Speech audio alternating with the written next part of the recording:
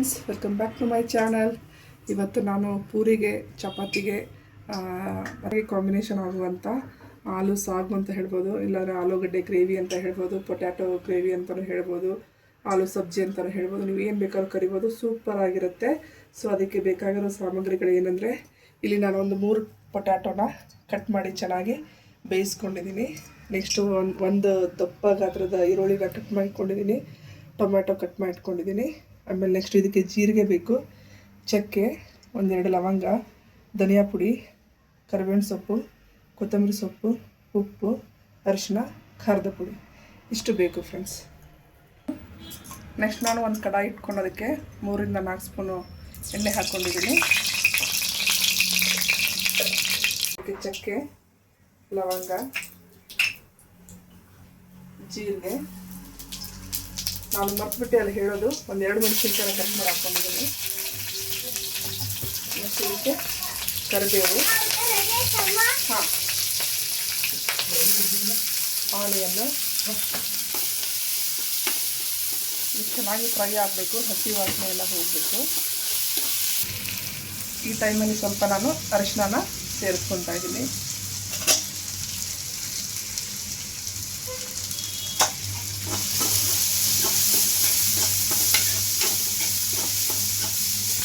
So ನಾನೀಗ ಒಂದು ಟೊಮ್ಯಾಟೊನ cut ಮಾಡಿ ಇಟ್ಕೊಂಡಿದ್ದೆ ಅಲ್ವಾ, ಇದನ್ನ ಚೆನ್ನಾಗಿ ನಾನು ಪೇಸ್ಟ್ ಮಾಡ್ಕೊಳ್ತೀನಿ.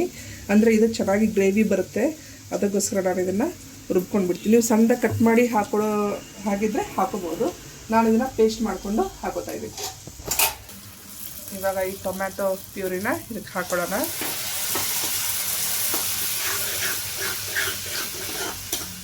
ಇದು ಕೂಡ ಅಷ್ಟೇ ಹಸಿ ವಾಸನೆ ಎಲ್ಲ ಹೋಗಬೇಕು, ಆ ಥರ ಚೆನ್ನಾಗಿ ಫ್ರೈ ಮಾಡ್ಕೋಬೇಕು.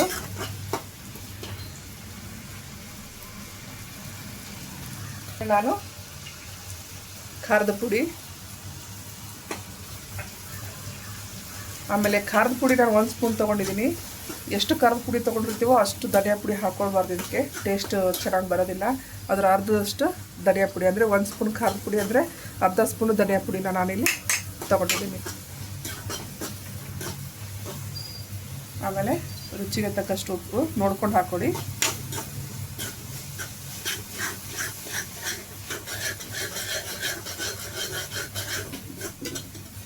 ಸೊ ಇದು ಸೈಡಲ್ಲೆಲ್ಲ ಎಣ್ಣೆ ಬಿಟ್ಕೋಬೇಕು, ಆವಾಗ ಚೆನ್ನಾಗಿ ಗ್ರೇವಿ ಬೆಂದಿದೆ ಅಂತ ಅರ್ಥ.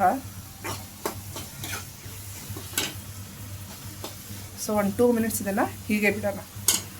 ನೋಡಿ ಯಾವ ಥರ ಎಣ್ಣೆ ಬಿಟ್ಕೊಂಡಿದೆ ಅಂತ. ಸೊ ಇವಾಗ ಮಸಾಲೆ ಚೆನ್ನಾಗಿ ಬೆಂದಿದೆ. ಸೊ ಇದಕ್ಕೆ ನಾವು ಇವಾಗ ನೀರು ಹಾಕೊಳ್ಳೋಣ.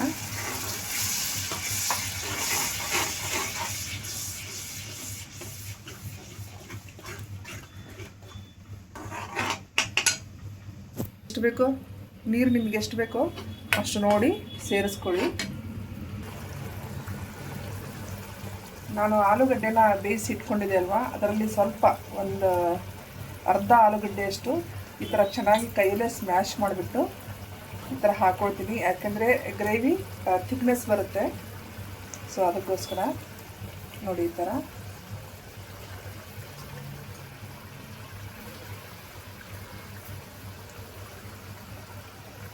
ಸಾಕಿಷ್ಟು.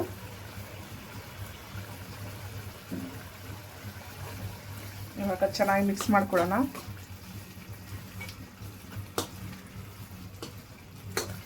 ಈ ಟೈಮಲ್ಲಿ ಆಲೂಗಡ್ಡೆನ ಇದಕ್ಕೆ ಮಿಕ್ಸ್ ಮಾಡ್ಕೊಳ್ಳೋಣ.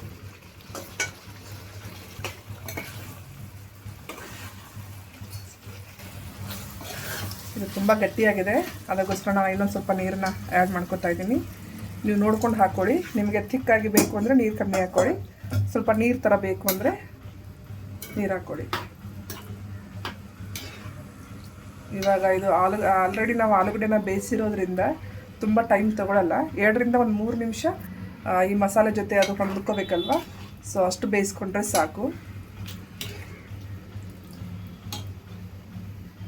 ಎಷ್ಟೊಂದು ಜನ ರೆಸ್ಟೋರೆಂಟ್ಗಳಲ್ಲಿ, ಧಾಬಾಗಳಲ್ಲಿ ಎಲ್ಲ ತಿಂದಿರ್ತಾರೆ, ಏನಪ್ಪ ಈ ಥರ ನಮ್ಮ ಮನೇಲಿ ಬರೋದೇ ಇಲ್ಲ ಟೇಸ್ಟು, ಇಲ್ಲಿ ಎಷ್ಟು ಚೆನ್ನಾಗಿದೆ ಅಂತ ಅನ್ಕೊತಾ ಇರ್ತೀವಿ. ಸೊ ಈ ರೀತಿ ಒಂದು ಸಾರಿ ಮಾಡಿ ನೋಡಿ ಫ್ರೆಂಡ್ಸ್, ಖಂಡಿತ ನಿಮಗೆ ಇಷ್ಟ ಆಗುತ್ತೆ. ಅಲ್ಲಿ ಟೇಸ್ಟ್ ಮಾಡಿರೋ ಥರನೇ ಟೇಸ್ಟ್ ಇರುತ್ತೆ, ಅದಕ್ಕೆ ನಾನು ಗ್ಯಾರಂಟಿ. ಸೊ ಖಂಡಿತ ಟ್ರೈ ಮಾಡಿ, ನಿಮಗೆ ಇಷ್ಟ ಆಗೇ ಆಗುತ್ತೆ. ಇದನ್ನು ನಾವು ಪೂರಿಗೆ ತಿನ್ಬೋದು, ಚಪಾತಿಗೂ ತಿನ್ಬೋದು, ಇಲ್ಲ ರೈಸ್ಗೂ ತಿನ್ಬೋದು. ಎಲ್ಲದಕ್ಕೂ ಇದು ಕಾಂಬಿನೇಷನ್ ಸೂಪರಾಗಿರುತ್ತೆ. ಸೊ ಇದು ರೆಡಿಯಾಗಿದೆ. ಈಗ ಹಾಕ್ಕೊಂಡಲ್ಲಿ ನಾವು ಇದಕ್ಕೆ ಕೊತ್ತಂಬರಿ ಸೊಪ್ಪನ್ನು ಆ್ಯಡ್ ಮಾಡ್ಕೊಳ್ಳೋಣ.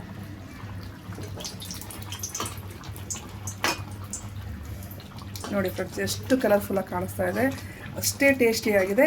ಒಂದು ಸಾರಿ ನೀವು ಟ್ರೈ ಮಾಡಿ, ನಿಜವಾಗ್ಲೂ ಇಷ್ಟ ಆಗುತ್ತೆ ನಿಮಗೆ. ಸೊ ಯಾರೆಲ್ಲ ಹೊಸಬ್ರು ನಮ್ಮ ಚಾನಲ್ನ ನೋಡ್ತಾ ಇದ್ದೀರಾ, ಚಾನಲ್ನ ಪ್ಲೀಸ್ ಸಬ್ಸ್ಕ್ರೈಬ್ ಮಾಡಿ, ಶೇರ್ ಮಾಡಿ, ಲೈಕ್ ಮಾಡಿ.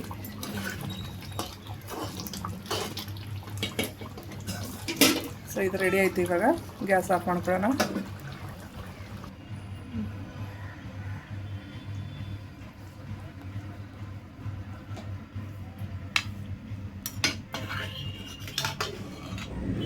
ಎಷ್ಟು ಚೆನ್ನಾಗಿ ಬಂದಿದೆ ನೋಡಿ ಆಲೂಗಡ್ಡೆ ಗ್ರೇವಿ. ಸೊ ಹೇಗೆ ಮಾಡಿದೆ ಅಂತ ಮಾಡ್ಕೊಳ್ಳಿ, ತಿನ್ಕೊಳ್ಳಿ. Thanks for watching.